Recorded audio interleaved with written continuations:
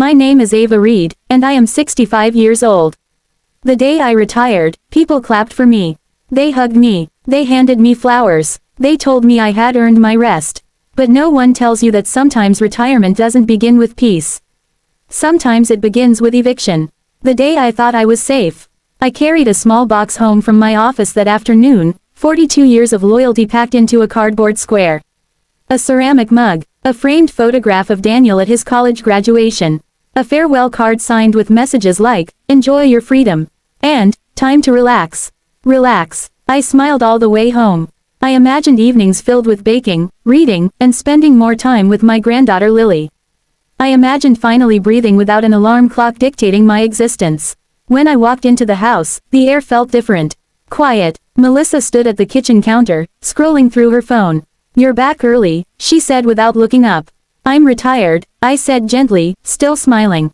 "As of today." "Oh," she replied. "Right." No hug. No congratulations. Just, right. I told myself she was tired. That's what mothers do. We excuse everything. How I built that house. 3 years before my retirement, Daniel and Melissa had come to me with hope in their eyes and anxiety in their voices. "We found the perfect house, Mom," Daniel had said. "But we're short on the down payment." I had savings. Not luxury money. Survival money. The kind a widow protects like oxygen. My husband Thomas had died suddenly at 55. A heart attack in the kitchen while making coffee. 1 minute he was laughing. The next, he was gone. After that, it was just me and Daniel. I worked overtime. I skipped vacations. I patched old clothes instead of buying new ones.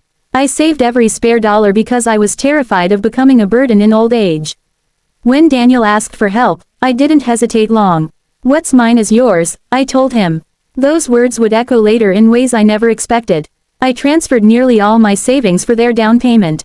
The house went into Daniel's name, for mortgage approval reasons. "It's our family home," he had assured me. And for a while, it felt that way. I cooked dinners. I folded laundry. I babysat Lily so Melissa could rest. I paid small bills quietly. I made myself useful. I never wanted to feel like a guest. Retirement changed the temperature. After retirement, I was home more. Apparently, that was the problem. "Are you going to rearrange the kitchen again?" Melissa asked one morning. "I just organized the spices," I replied softly. She sighed. "It feels like I don't even have control in my own house." Your own house. The word stung. Soon, it wasn't about spices. It was about presence. "You're always here. We need privacy. You interfere." Interfere? I barely spoke unless spoken to. Daniel began coming home tense. Conversations between him and Melissa lowered to whispers when I entered a room. The house I helped build started feeling like borrowed space. The sentence that broke me. It happened on a Tuesday. Daniel had left for work. Lily was at daycare. Melissa knocked on my bedroom door once and walked in before I could respond. "We need to talk," she said. Her tone wasn't angry. It was worse, cold. "Now that you're retired," she began, "this arrangement isn't working." "What arrangement?" I asked quietly. "This living situation. Daniel and I need to live as a couple. Alone." I felt my heartbeat in my ears. "I stay in my room most of the time," I said. "That's not the point." She crossed her arms. "You have no place in this house anymore." The words were clean, sharp, final. "I helped pay for this house," I whispered. "You gave that money willingly. There was no contract. Legally, this house belongs to Daniel. Legally, the law had erased motherhood. We're giving you a few months," she continued. "You can look for a senior apartment." Senior. As if I had suddenly become an inconvenience with gray hair. When she left the room, I didn't cry immediately.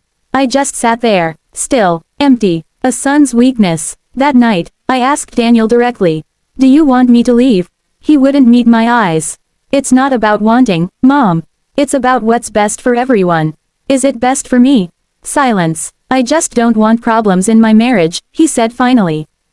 There it was. Peace at any cost, even if the cost was me.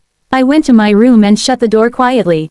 I didn't scream. I didn't argue. I folded Thomas's old sweater in my hands and cried into it like I had the night he died.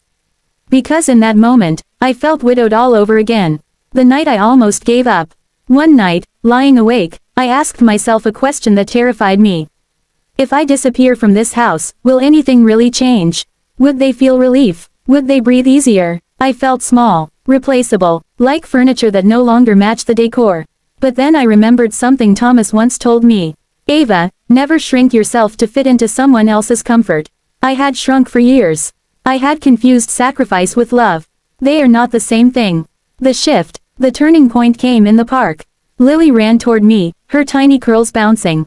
Grandma Ava, she shouted, wrapping her arms around me. Don't ever go away. I knelt and held her tightly.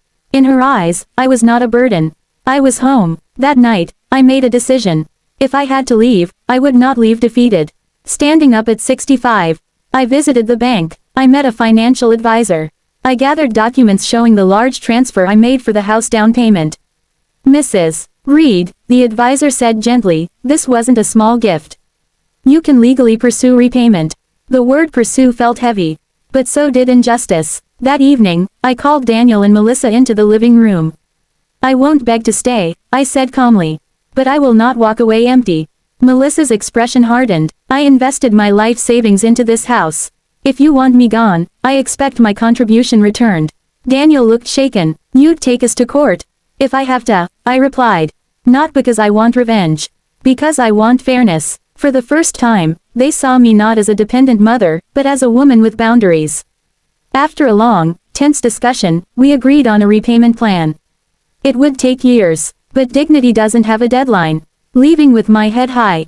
The day I moved into my small apartment, the air felt different.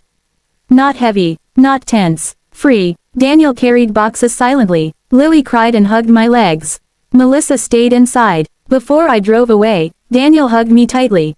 I'm sorry, Mom, I know, I said. But love without respect doesn't survive. Rebuilding myself. My apartment is small. 1 bedroom, a balcony with chipped paint. But it is mine. I hung blue curtains for Thomas.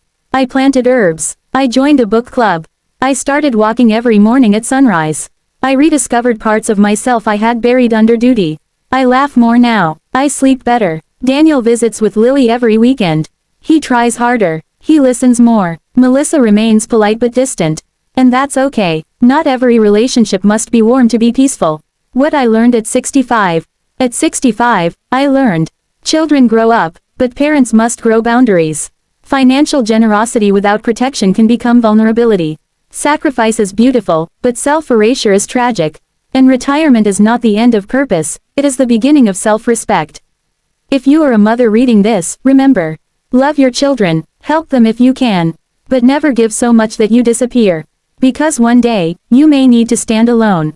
And when that day comes, you deserve strength, not regret.